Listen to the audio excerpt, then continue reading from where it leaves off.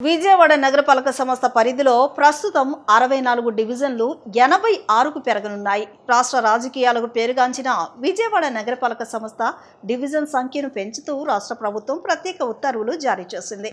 ఈ సంఖ్య పలు రాజకీయ పార్టీల నాయకులకు పెద్ద వరంగా మారింది. భవిష్యత్తులో జరగనున్న నగరపాలక సంస్థ ఎన్నికల్లో ఎక్కువ మంది ఈ డివిజన్లో పోటీ చేసేందుకు ఇప్పటి నుంచే సన్నద్ధతకు శ్రీకారం చుట్టారు.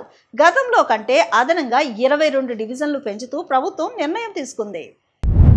జనాభా ప్రాతిపదికన విజయవాడ నగరపాలక సంస్థకు మరో 22 కొత్త డివిజన్లు ఏర్పాటుకు ప్రభుత్వం ఆదేశించింది. పునర్విభజనకు పక్కా మార్గదర్శకాలు జారీ అయ్యాయి.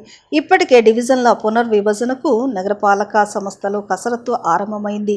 3 రోజుల కిందట కమిషనర్ ధ్యానచంద్ర ఆధ్వర్యంలో పట్టణ ప్రణాళిక అధికారులతో ప్రాథమిక సమావేశాన్ని నిర్వహించారు.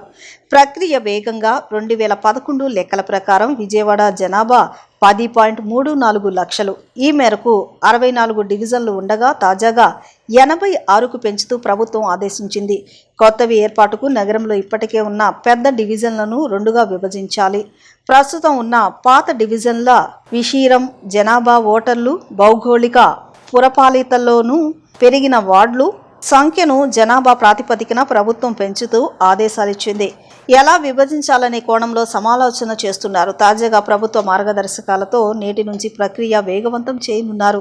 3 నియోజకవర్గాల్లో అదనంగా 22 డివిజన్లు పెరుగుతున్నాయి. డివిజన్ల సంఖ్య పెంపు ఆధారంగా నగరపాలక సంస్థ అధికారులు జనాభా ప్రాతిపదికన డివిజన్ విభజన కార్యక్రమానికి శ్రీకారం చుట్టారు. వచ్చే ఎన్నికల్లో విజయవాడ నగరపాలక సంస్థలో అదనంగా మరో 22 మంది కార్పొరేటర్లు రంగ ప్రవేశం చేయనున్నారు. రాష్ట్ర ప్రభుత్వం ఇచ్చిన ఆదేశాల మేరకు అధికారులు ఆ దిశగా అడుగులు వేస్తూ జనాభా ప్రాతిపదికన డివిజన్ల విభజన చేసేందుకు కార్యరూపం దాల్చారు.